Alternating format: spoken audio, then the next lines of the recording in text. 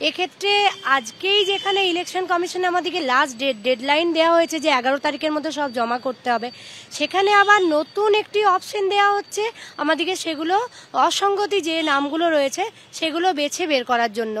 এক্ষেত্রে একটা দিন যেখানে আজকে আমাদের ডেডলাইন, সেখানে আমরা কি করে এটা করতে পারি বলুন তো? যেহেতু আমি আমার বুথের মানুষদিকে চিনি, তাদেরকে আমি দীর্ঘদিন ধরে চিনছি, উনি যে মানে যারা এখানে আছেন তার বাবাকেও চিনছি, তাকেও চিনছি, কিন্তু একটা নামের বানানোর জন্য রিভেরিফাই করতে বলা হয়েছে, নাহলে স্পষ্টত উল্লেখ করা হয়েছে তাদেরকে আনম্যাপিং করা হবে।